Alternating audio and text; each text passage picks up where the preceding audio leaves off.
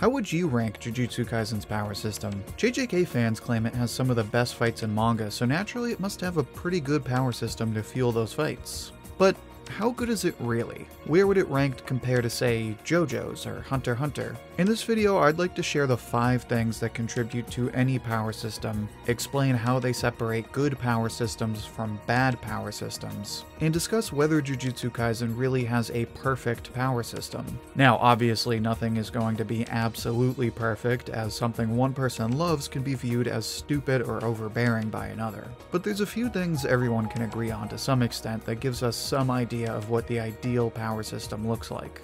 The first thing any power system needs is rules. This one should be a no-brainer, but it's a part that often gets underappreciated, because as we'll see later, it's the quality of these rules in a story that determines how much people like the power system. If there's no rules, then it's just some Lord of the Rings nonsense where a character can do all this cool stuff because, it's magic. If there's no structure or limitations, then the abilities are only as cool as you can make them flashy, because at that point the writer is just making up whatever for the sake of the plot. In the case of Jujutsu Kaisen, we do in fact have clear rules.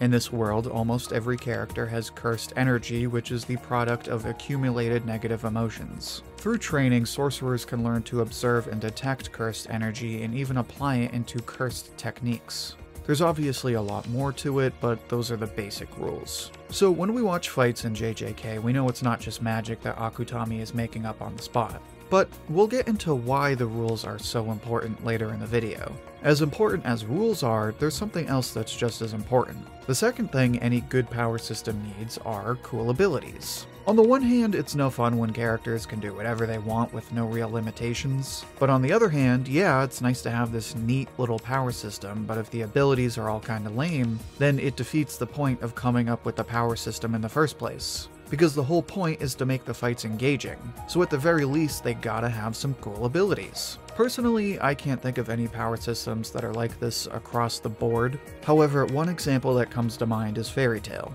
And before I get all kinds of hate from my fellow Mashima fans, no, I am not saying Fairy Tail has a bad power system. But I think it is perfectly fair to say that it has its clear winners, and then it has its lemons. And when you get those kinds of fights, it's hard to care when the character has some weird-ass magic that's honestly pretty lame. Thankfully, this isn't a problem in Jujutsu Kaisen.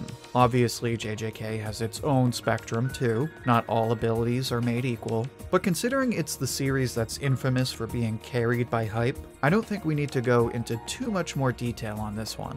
On that note, let's talk about the third thing every power system needs. Actually, before I do that, make sure to like the video if you're enjoying it so far. It's the easiest way to support the channel, and it helps spread the video to other viewers like you. Now, the third thing every good power system needs is to base its cool abilities in its rules. This might sound redundant since we already talked about the importance of rules, but there's the rules and then there's the application of the rules. So for example, let's take something like Dragon Ball. Dragon Ball has a clear power system. Every character has ki and they manipulate ki in order to use certain techniques.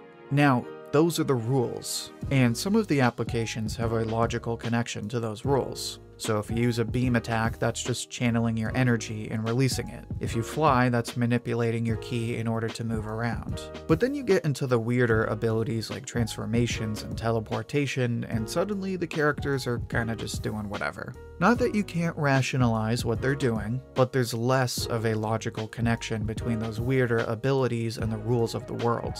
That is the key difference. Because you can have all the rules in the world, but it's just as important that there be a logical relationship between the rules and the applications of those rules. And for the most part, Jujutsu Kaisen nails this one. For example, one thing I really like is the introduction of reversed cursed energy. We're told that cursed energy is negative by nature, and we know that a negative multiplied by a negative makes a positive. So when it's revealed that the characters can use healing techniques, it's explained by the fact that sorcerers can multiply their cursed energy in order to make it positive by nature. Of course, when you get into the nitty-gritty, it's hard to imagine what multiplying negative energy would look like, which is even illustrated when Gojo asks how to do it himself. But it makes enough sense that we can keep our suspension of disbelief. Now, it is worth noting that not everything in Jujutsu Kaisen is airtight. It's similar to Dragon Ball in that you have abilities like Gojo's that pretty much make perfect sense, and then you have other kinds of abilities where you kinda just have to take it for granted. But for the most part, JJK is pretty airtight. Now, obviously, I've only touched the very basic abilities of Jujutsu Kaisen so far, and that actually brings me to my next point. And this is where we start to get into that threshold that separates good power systems from great power systems. The fourth thing every power system needs, and the first thing I think separates good power systems from great ones, is how accessible the power system is. And this is one that I'm going to explain very carefully because some people might consider it a hot take. To be clear, I think it is important that the general rules and applications of a power system be easy to understand. What I don't think is important is that every single ability in the story is something that you can immediately understand. And this is where we get into the all too familiar debate of whether pages like this are good writing or not. Hunter x Hunter is always getting memed on for having abilities that you need to take a semester-long course on just to figure out how they work. And to that, I want to make 2 points. Well, 3 actually. The third one I'll kinda tease. So first of all, abilities like this really aren't that complicated. I kinda thought so when I was reading this chapter for the first time, but when I read it again, I was like, oh, that actually makes perfect sense. So I think when people say things are complicated, we need to keep in mind that there's a clear difference between the actual ability being complicated and the presentation being too wordy. It's something I'm gonna go more in depth on in a sequel to this video, so make sure to check that out later. The second point I'd like to make here is even if an ability is complicated, that doesn't make it a bad thing. If you don't like abilities like this, that's fine. If you do, even better. This is why it's all the more important that the general rules be easy to understand, because then you can sort of vary between applications that are also basic and ones that take a bit of time to understand. And this is exactly what we have in Jujutsu Kaisen. We have abilities like Black Flash, which are pretty easy to understand. And then we have abilities like Hakari's, which admittedly is somewhat sophisticated, but that's the beauty of it. You can have levels of understanding of his ability. It's broken down in a way where you can get the gist of it, and it's explained thoroughly enough such that the true nerds can dig deep into the finer details and get a better appreciation for his ability. So in this regard, Jujutsu Kaisen also passes.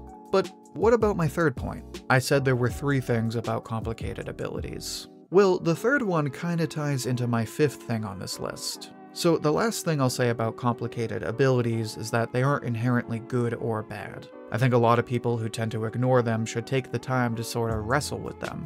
And I think people who hype up any kind of ability like this need to realize that sometimes they're just complicated for the sake of being complicated. So now let's talk about the 5th thing every great power system needs. And like I said, it also ties into this idea of complicated abilities. I think that the biggest deciding factor between a good power system and a great power system is how well that power system allows for creativity. When you look at the power systems in your favorite shows, you can almost create a sort of spectrum. On one end is the crazy nonsense where there's no rules and it's basically up to the plot. On the opposite end would be a power system where there's absolute rules and the characters can never break away. What every great power system aims to achieve is a sort of balance between a sophisticated system of rules and a level of flexibility that allows the characters to do all kinds of crazy things within the confines of those rules. One series that I have to give praise to for this is Undead Unluck. For example, one of the main characters, Andy, is undead and can regenerate, but instead of simply regenerating, he goes one step further and will use his fingers as bullets and rips off his limbs and uses the resulting blood as a blade to cut his enemies. Here you have a very simple rule, but you also have the character applying it in a myriad of ways. And this is something you can see in Jujutsu Kaisen as well.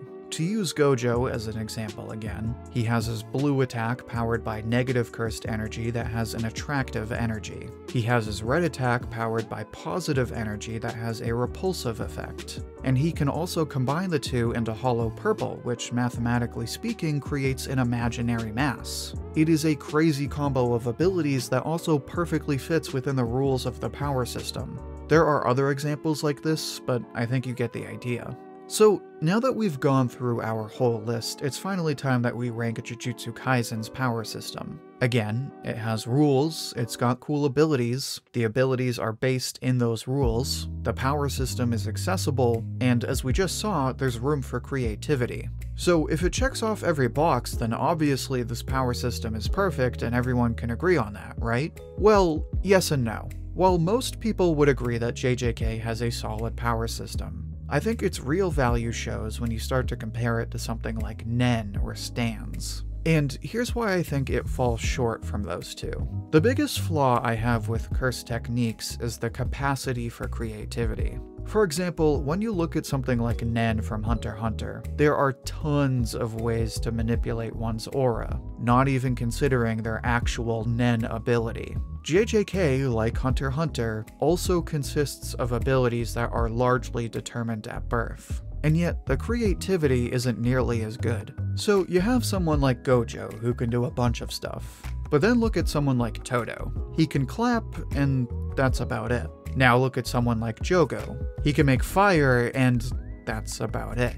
This isn't to say there aren't characters who can use a bunch of different applications, but something like Hunter x Hunter is much more diverse. And I think part of this is because JJK doesn't really do types or natures like you see in Nen. So as another example, let's look at JoJo's. In JoJo's, the characters can do all kinds of stuff with their abilities. On top of that, you also have this rock, paper, scissors thing going on because you have different categories of stands. As a result, there's an additional layer to the fights where characters are thinking about how to overcome the obstacles created by these interactions. JJK doesn't really do that. It has its own types of curse techniques, but among innate techniques, there aren't like power types or magic types or special types. As a result, there really isn't as much to think about when you compare it to something like Nen fights or stand fights. So that's why I wouldn't say cursed techniques aren't quite on the same level as those two. In general, I would say JJK is like a high A tier or even a low S tier if we were to make a tier list.